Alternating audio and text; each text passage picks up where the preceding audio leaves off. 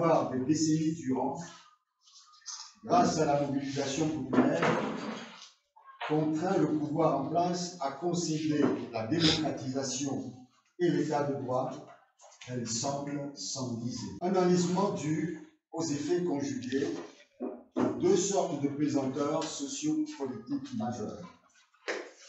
1. Le manque de toute volonté de réforme politique du pouvoir en place, qui continue de s'accrocher à un statu quo archaïque et s'emploie à manipuler les institutions de la République et les forces de sécurité pour perpétuer la violence et la terreur dans le pays. Avec des assassinats, des détentions arbitraires, le piétinement des libertés publiques et des droits de l'homme, l'interdiction des manifestations publiques pacifiques et les entraves au libre exercice des activités politiques, la corruption et la fraude électorale. 2. L'inconséquence d'acteurs sinistres se réclamant de l'opposition politique, mais qui se révèlent de véritables fossoyeurs de l'alternance et du changement auquel aspire le peuple togolais, par le mensonge et la diffamation, bref, une véritable escroquerie politique. Ils ont ruiné tous les efforts et les sacrifices consentis jusque-là par les Togolaises et les Togolais pour se libérer de l'injustice et de l'arbitraire, de l'oppression et de l'humiliation. C'est donc dans un environnement rendu encore plus hostile que les populations togolaises qui se refusent de céder au découragement doivent désormais poursuivre la lutte libératrice.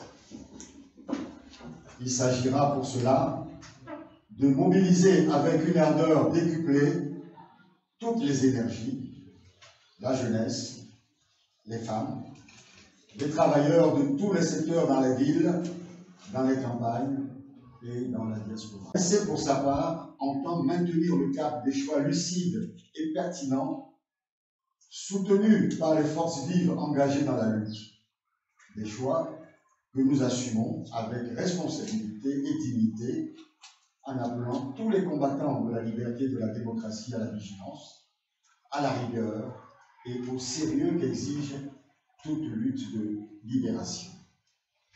C'est le sens des mots d'ordre, directives et orientations politiques issus de notre dernier Conseil national le 10 octobre 2020 à Lomé. L'objet de la présente conférence de presse est de faire le point des activités de l'ANC depuis le dernier Conseil national, d'exposer son appréciation de l'évolution de la situation d'ensemble de notre pays, notamment au plan économique, politique et social, et de dégager certaines perspectives conséquentes. Notre parti est en effet à pied d'œuvre pour réactiver ces structures fédérales et les redimensionner conformément au découpage municipal. En outre, l'ANC, conformément à son habitude, est toujours en ordre de bataille pour toutes fins utiles. Enfin, et c'est la raison de notre participation à la CNAP, Concertation nationale pour les acteurs politiques, notre parti est résolu à apporter aux discussions politiques ouvertes par le gouvernement des contributions à la hauteur des attentes des populations togolaises, qu'il s'agisse de l'amélioration du cadre électoral, qu'il s'agisse des mesures d'apaisement, qu'il s'agisse des autres mesures liées à l'environnement économique, social, politique du pays. Je vous remercie. Fête à Lomé le 30 juin 2021 pour le Bureau national, le président Jean-Pierre Fabre.